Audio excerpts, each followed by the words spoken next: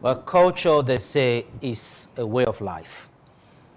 But I'm very sure our cultural activists this morning will be throwing more light on what culture entails. I have with me in the studio this beautiful Monday morning, Mr. Izodua Imaswe. He's the chairman of the Association of Great Benin Descendant Cultural Group. Is he a group now? Yeah, it is a group, yeah. All right, good to have you on the show this morning. Thank you very much. So to some people, culture is a way of life. What is culture to you? Well, not just a way of life. It is the soul that connects the people to the very past. It's the wholesomeness of the existence of a human being. You can't separate a culture from the soul of a human. So it is who we are as a people. When people say that, who are you? Your culture entails the very wholesomeness of humanity. Oh, okay. Now, how does modernization affect our culture? In a very devastating ways. Some want to say that positively. But using the Benin society as a case study, you agree with me that they have fully disproportionate themselves from their very existence. They now feel, what do you mean by that? What I mean by that is that as a Benin man, I know some certain laws that guides my land. I know some certain taboo that I'm not supposed to partake in. Modernization through Western ideology has made us now to feel that all our existence were wrong. All the ways of our ancestors are barbaric. So we now start to put European ideology over our cultural activities. I will buttress my point. As a Benin, I believe that the word of the Oba is final. All right, but the modern democratic practices says that the federal government and the state government words are final. These are contradictions of to what we believe. To what we believe. And adjusting to some of these things is devastating for some of us who really feel that we were best when, before these European ideology came into our society. I'll give you another example. The Benins are known, almost practically where you go, any information you have about the greatness of Benin, we're all recorded in the pre-colonial history, before the colonial masters came. Since the neo-colonial and the post-colonial era, the Benins have not been able to do 1/10,000 of what they did before the white men came. So one should ask that there is a problem.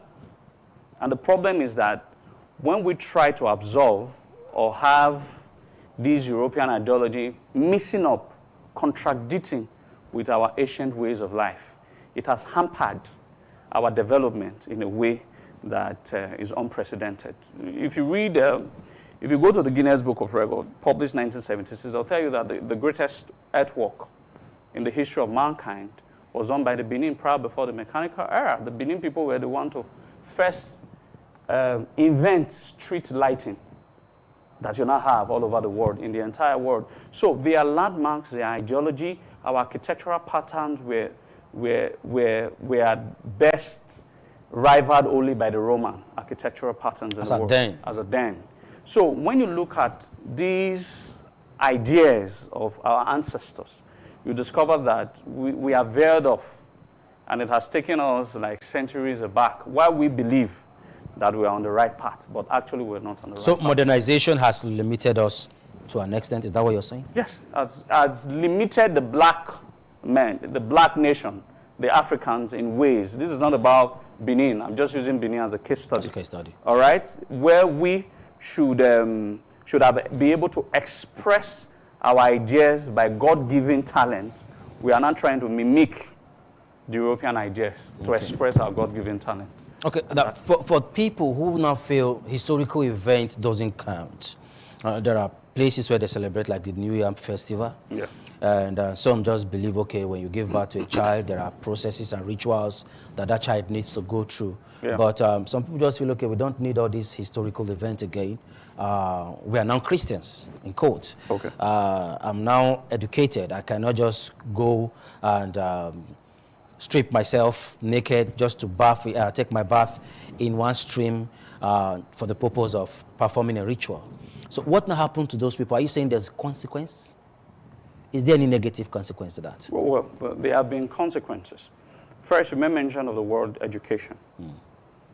I don't know what kind of education you're talking about. Are you talking about Western education? Western education. Because we were in dummies when we built the Great Benin Wall. That was estimated to be 4 times longer than the Great Wall of China. We were in dummies. We were in dummies when there was a time in Benin history there was an environmental problem, mosquitoes, breedings, and all of that. We needed to excavate soil stratum all the way from Ikpoba River down to Ibiwe. We were in dummies. So in other words, we should put these things in right perspective. Is it Western education or our own educations? The Igbo people, for example, has an ancient writing system they called Nsibidi. They were advanced in their own era, so they were educated enough to understand that these are codes and signs that you will use to communicate, either in a written form. The only thing we lacked in our society at that time was that there were no ways for we to put these things down, these ideas. To document them. To document them. But the Beninese did create a way to document this history through art. Every act that a lot of people think is just for aesthetics. In old Benins were not aesthetics. They were events of the past. It tells a lot of story behind a lot of heroes and heroines and the Obas of Benin.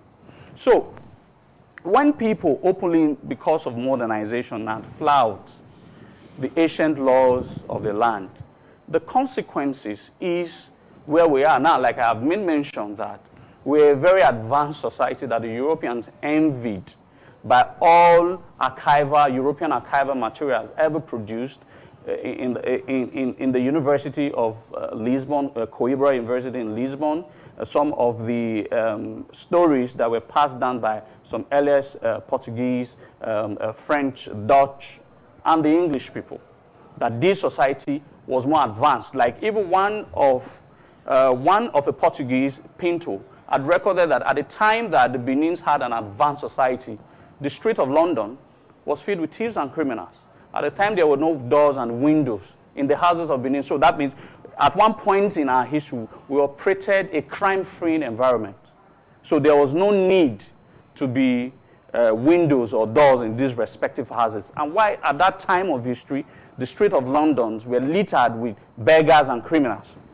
So this society that was built in the old was much more advanced than the society that we now operate. And that's because we've been able to imbibe some of these practices from the Europeans that are hampered our growth. And the resultant effect is the lack of development. So are you saying if we had sustained those ancient practices, yes, we would have advanced more than we are now? Well, we would have advanced in our own way. The problem is we try to use the European scorecard to evaluate our growth. Our progress. Yes, and that's where it is faulty. We would have advanced in our own way, just like the Europeans would have advanced in their own way. So they are not basis of comparison. These are two different environments, two different continents, two different ideology. There's a word we call ideological coincidence. God gave us different ideas at different time or at the same time. So if I'm thinking about something now, there's a possibility that someone in Asia, Far Asia, is also thinking about right the same thing. So they had their own development, and we had our own development. And there are no basis for which to measure our development with theirs. Now, I came from a lineage where we are practically entrusted with the Babonelimi dance. Okay. But it got to a point when it got to my grandfather, my late grandfather, and he said, well, I'm not interested. And he stopped there. And my father, in fact, far in the north, he's not even interested too. So what is the impact? I'm the next generation now. What's the impact of this modernization on the youth? Well, do you think it's going to have any form of would there be any form of repercussion? Oh, well, those are best spiritual issues. I don't think most of these things, nobody was, even in the old times, nobody was forced against his will. Okay. There were people who kept the spiritual integrity of the land. There were some people who were workers. There were some people who were farmers, and there were different classes of different schools in the old society. So when I believe that when people, the only problem I have, I don't think there will be a repercussion effect for the fact that you don't continue with that line. But the only problem I seem to have with the people, if there are no repercussion effect, does not mean that you have to criticize and castigate the system. Okay. The system has worked for ages. If the systems were that barbaric. And if you are not sustaining the system? If you're not sustaining the system, I believe that they were, I'll give you an example. I'll give you this very good example. There was a time in Benin history, for example, where before any Obas of Benin ascend the throne, their mother must be killed. It was part of the activities. Now, the reason was because the Benins believed that they can't serve two Obas, because the Oba's mother was as powerful in the old as the Oba himself. So they didn't want to divide their loyalty. So they created a law that before any Oba ascends the throne, his mother must be killed. Along the line, one of the Obas saw that as an injustice, because he was not the only one who has an hereditary title. All right? So he said that if you are to kill my mother because God has made me the Oba, so you, some of these thieves that title are also hereditary, you must have to also kill your mother before you can step on your ancient stools. So the Benins needed to see reasons. So we didn't need Mary Slessor to tell us that the killing of twins is bad. There would have been a natural evolution of our thought system to be able to, within ourselves, process in our mind that the killing of twins is bad. Okay. So it was just all going to take time. Just like when, I think it was in about 1858, when the Europeans stopped burning of witches and wizards in the public. They didn't need the Africans to tell them that that practice was bad. So we didn't also really need them to tell us that some of these practices are bad. It was just going to take a normal evolutionary process, a normal thought process, for which to eradicate some of these bad practices and retain those ones that are good. Okay. So modernization have a positive impact on the youth? Well, both positive and negative. But I would think the modernization, if it's a European modernization, on the Africans, I would say negative impact. So what are these negative impacts? Okay, I'll try to buttress it in a way is that we have sort of moved from our thought process. We believe that, okay, this is technology. But there are countries in the world, like countries like North Korea, that probably are doing without most of these European technologies. And they're surviving till date in this modern era. And they are doing fine. And they are doing fine. All right? Most of these civilizations that came in has also created a lot of rivalry. There are much more competition. If you look at the African society of 100 years back, nobody was really, really too materialistic. And they won't have been, when you're not materialistic, there won't be any need for you for crime. So people begin to see some of these things. I need to have an iPhone 13 Plus, which is an idea, which is a call of a European technology. I'm not saying these advancements. So don't get me wrong. I'm not saying this modernization, these advancements. I'm very sure you have one. Huh? I'm very sure you have one. I have. No doubt I do. But what I'm just saying that there are no basis of comparison. African continent would have been allowed to grow in their own pace. To express themselves. Exactly. So you think there was a form of infiltration by the Western world? In our belief system. And that's what has crippled us. Okay, now there was a time you traced some people to Ghana. Yes. And according to you, you said these guys are from Benin. Yes. So how come, how they have a different setting now? They're in Ghana. Yeah. And I'm sure for ages they've been there. So do you still think they can still imbibe the culture of the Benin Kingdom? Oh, well, first, distance do not kill the bloodline. Distance do not, if you should have siblings, relations that are far away United States. I do. It doesn't make them less ASAN, does it?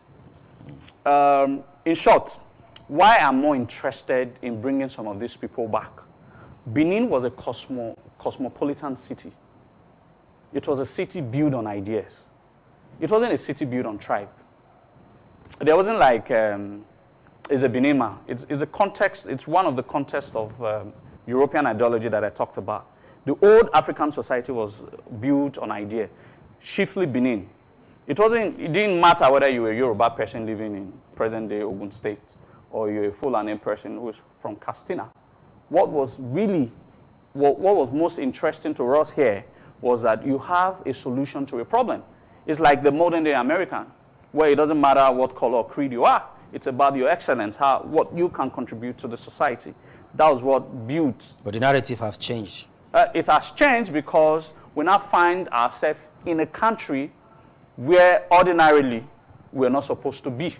That's another talk for another day. But the point I'm trying to raise here is that I discovered that most of the people who left here as Benin people, as Benin descendants, left here with the original ideas of this land. At a time where our society was less infiltrated by other incoming tribes, all right, that was the time these people lived. So in order for us to really portray the beauty of our history, the beauty of the old Benin society, some of these people need to come back and show us some of their ways of life that they took from Benin, so that we can also learn one or two things. It's sort of a cultural mixture, all right? They left with 1 or 2, 3, 4 ideas from Benin, just like every other person's left. Which is not obtainable in our present-day Benin. Well, yes, some. There were some ideas. I'm sure that your scope of life when you were age 15 is different from your scope of life now, sure, because you could have left some behind that another person could have picked and now begin to channel your energy towards another direction. So some of these tribes picked some of those old life that we felt inadequate, but was actually adequate, but we felt inadequate. And bringing all of these things together again will form the whole sonames of not just our cultural heritage, but of our history. And that is why it is really very important that I've traveled to all of these areas to speak with these people and find ways that we can start doing things together once again. Okay. So what do we now do to preserve our history, preserve our culture, preserve our tradition? Well, there's a lot we can do, as a matter of fact. Like I said, you cannot preserve your history when you do not partake in the activities of your family line. You talk about you came from the long lines of Bambonale. Yes, okay, very long way. Exactly. Well, it ended some time ago. Some time ago. Exactly. So what you've denied the future, your future generation, is that history that comes from that long line. Sometimes we always look at the spiritual implication, but we don't understand the history behind it. There will be a time where it will become a rare commodity of the practices of your old long line. And because there is a breakage of that system, people who are going to pick the remnant will not be able to get it in the truest of forms. It becomes a problem. So that's why you have some cultural practices that are not in its authentic form.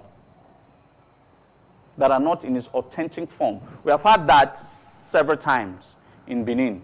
Some practices was taken from, I'll give you a very good example. Holy Arosa. One thing that is unique about Holy Arosa is that Holy Arosa a lot of persons look at it as a traditional church, but that's not true. It's partly 50% tradition, 50% Christian, because the Benins were the first Christians in Nigeria. One of the Alba Baisege was baptized as far back 1504 AD. That was a very long time ago. We're talking about almost 500 years ago, over 500 years ago.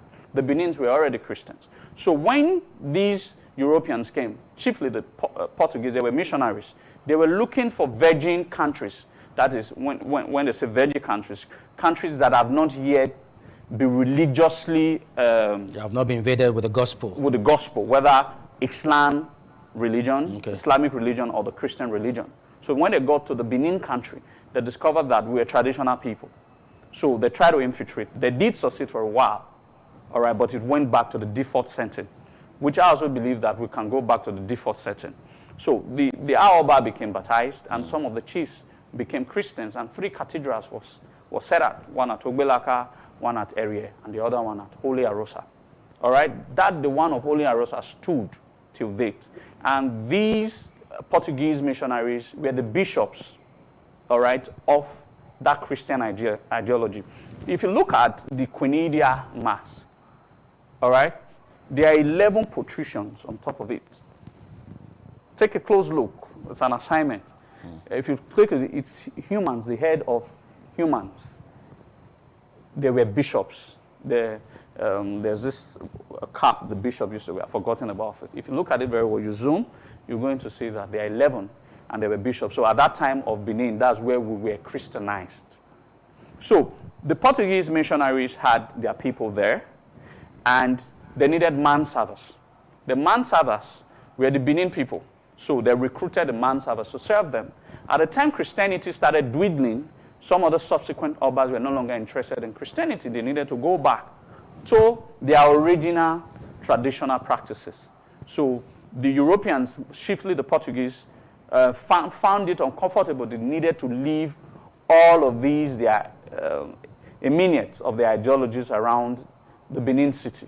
So the people who now took over from these bishops were Benin man-servers, who has one leg in Christianity and one leg in the traditional practices. And that's what gives birth to Holy Arosa. Holy Arosa is one leg in Christian faith and the other leg. Till date. Till date. Now, 2023 elections is around the corner. And if with this your ideology now, that at the end of the day we now have a way of pushing it and selling it, and it thrives, you're asking us to go back to the default setting, who will not participate in the politics? No. Who said they were in politics in the old society? How were community leaders chosen? I keep using Benin as a case study because that's what I'm really very familiar with. The Oba of Benin realized that he had a vast empire, and that how were they going to control this vast empire? He created viceroys in forms of dukes. That's where you have a Nigi in communities. Now, if in the communal system, for example, along their different age group, the Egele age group, the youth, all right, and the head of these Egele is Okao, how do you think that Okao will emerge? It's through politics. Now, the Beninese took politics to another level. In the Old, there is a community called Ogboka. Okay. Along Sokmomba Road, after Sokmomba. Ogboka is the first community there. You will not even know because they are all fully developed. Immediately you enter Sokmomba from Ring Road, the community you have there is called Ogboka. All right, that Ogboka, the princes of the Benin realms were sent there to learn politics. That's the community Sam Lokoefe is from. All right, they were sent there to learn the politics. That was, we're talking about 400 or 500 years before colonial era. The crown prince? Or? The crown princes were sent to learn politics because you cannot sustain a society without politics or without politicking. So the traditions were not devoid with the ideas of politics. All right, they were only devoid of the European politics. We had our own politics. All right, there were some situations in Benin where politically, all right, some Obas were favored to the throne. Politically, all right? But in most cases, we call them the usurpers. Okay. And the throne was retrieved back from them. But politics gave birth to these people going there. So there's nothing like what is the stake of the old society have always practiced. Okay, politics. now land grabbing has been a major issue in the state. All thanks to the governor of the state, His Excellency Governor Godwin Obaseki. He actually introduced a group recently. In fact, they inaugurated a task force with the support of the Nigerian police force. Now, do you think land grabbing should be what we should be facing as a state? Yeah, they are as worse as Fulani herdsmen. Land grabbers? Yes. They have caused untold hardship. And funny enough, these people are like you and I. They're just some they're just some bully, very big bullies that we need to stop. When the present monarch, the Oba of Benin, ascended the throne in 2016, the first declaration was that there's no longer CDA, because that was the name of the group. These elements used in bullying people, hardworking Nigerians, hardworking Edo people, land grab their property, sell it to another one, sell again and sell again and sell again. That group was confiscated. The palace and the government created policies and to ensure that these land grabbing is finally put to an end. But for whatever reasons, maybe the state government since 2017 that the Oba of Benin said that these people seem to desist, because when it comes to the Benin customary law, the functions of the youth are to carry out sanctions from the elders, are to clear the bush paths, are to go fetch water. Should there be invaders, is to defend. They have no customary law that backs them to sell 100 by 100. In the past. In the past, and that's why I talked about modernizations.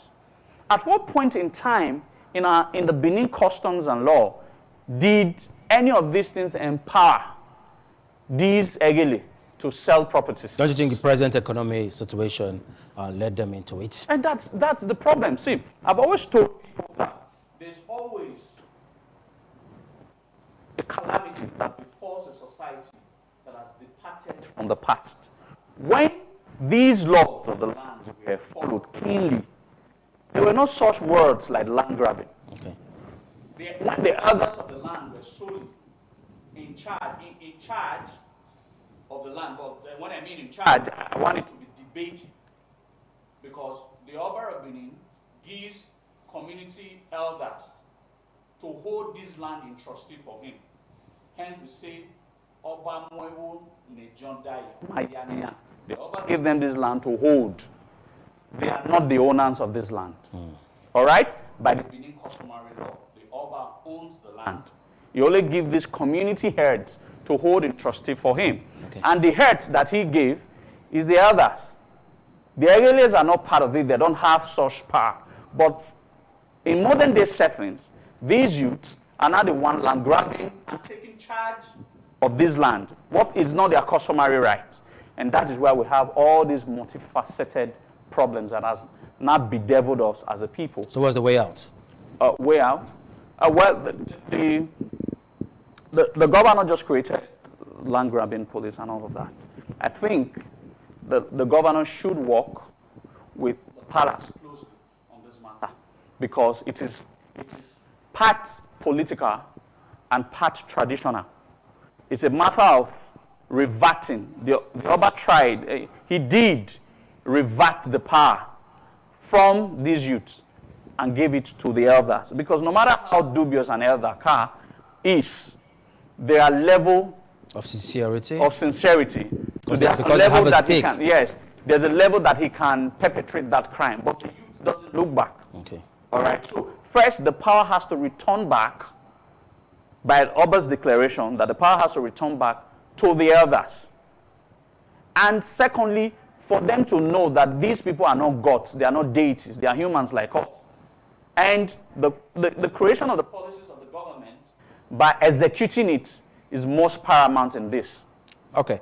Before I let you go now, Isidora, how do we now strike a balance between modernization and our culture? Whether we like it or not, modernization has come to stay. And to an extent, it has helped our society. So how do we now strike a balance between the culture and modernization? Yeah, the balance has always been there.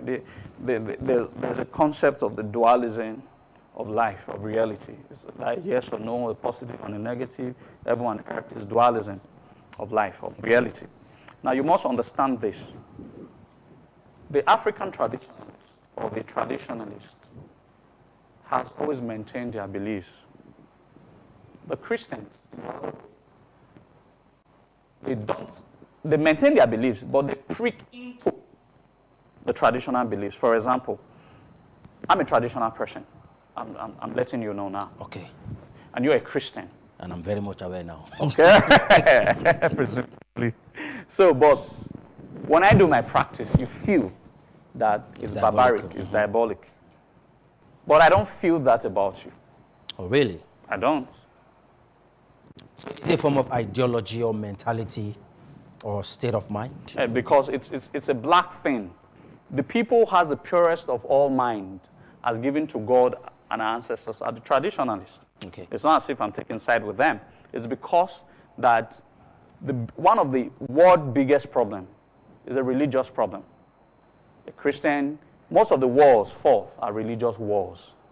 The Islam wants to Islamize the world. The Christians want to Christianize the world. But the traditionalists always believe that everyone is created by God Almighty. So the balance is you being contented, me being contented with my practice, that you thinking that my practice is inferior or my belief is inferior to yours. That's what you're saying. Stick to what works for you. Exactly.